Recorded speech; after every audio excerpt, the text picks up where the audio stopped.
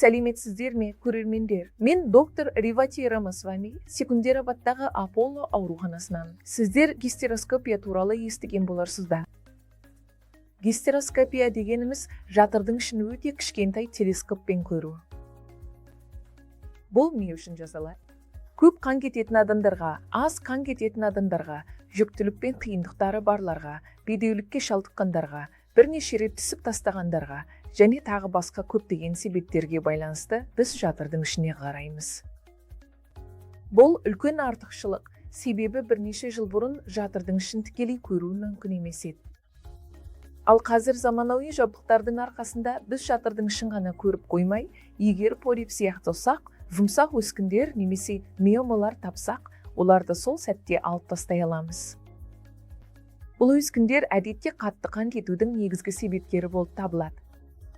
Егер жатыр қабырғаларын бір-біріне жабыстырып тұрған жолақтарды тапсақ, оларды адгезиялар деп атаймыз, және олар етеккірдің өте азаюына себеп болады. Біз бұл адгезияларды босатып, қуысты бір тұтас ете аламыз.